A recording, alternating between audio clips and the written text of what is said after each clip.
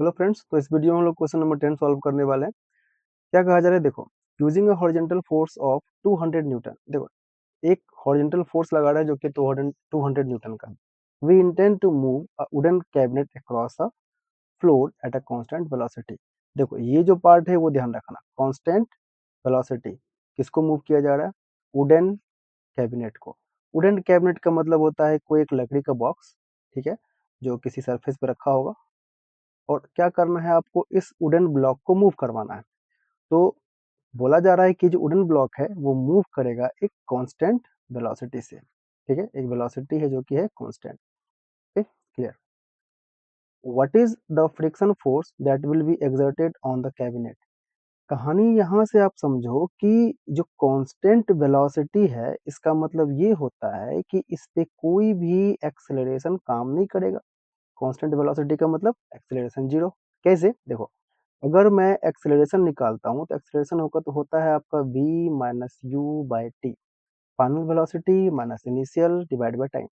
तो constant velocity का ये काम है कि अगर अभी किसी टाइम पे अगर वेलोसिटी है इसकी 5 मीटर पर सेकेंड और कुछ टाइम के बाद भी इसका होगा 5 मीटर पर सेकेंड, क्योंकि कांस्टेंट है, चेंज तो होगा नहीं।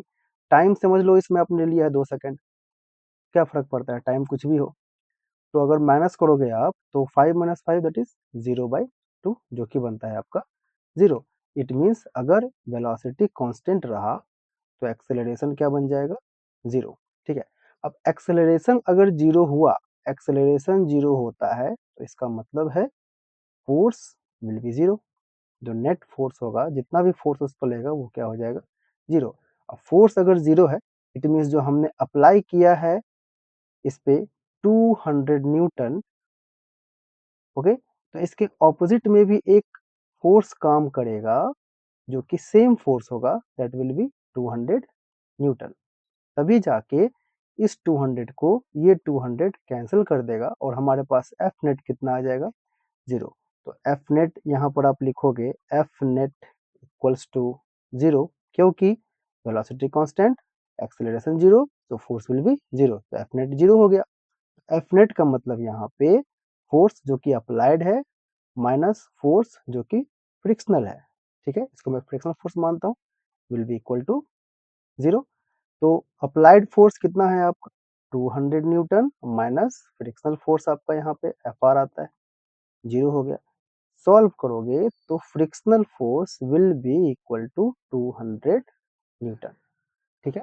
अब इस वे में सॉल्व कर सकते हैं, ठीक है। मेन कॉन्सेप्ट क्या याद रखना है आपको कि वेलोसिटी कांस्टेंट था तो सर एक्सेलरेशन भी 0 हो जाएगा, और अगर एक्सेलरेशन 0 होता है तो फोर्स 0 होता ही है। आप इसको ऐसे भी समझ सकते हो, एक्सेलरेशन 0 तो फोर्स 0 कैसे होता है?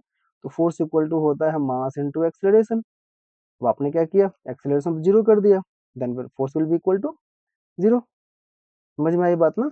तो यहाँ से ये चीज क्लियर हो गया है कि अगर कोई भी ऑब्जेक्ट कांस्टेंट वेलोसिटी से मूव करेगा तो उसमें एक्सेलरेशन नहीं लगेगा, और एक्सेलरेशन नहीं लगेगा तो फोर्स भी नहीं लगेगा, that is force will B 0। तो इस फॉर्मूला से हम लोग, ये एफ नेट के फॉर्मूला से जो अप्लाइड फ्रिक्शनल फोर्स, जो फ्रिक्शनल फोर्स है, उसे हम लोग निकाल सकते हैं, जो कि हो जाता है 200 न्यूटन।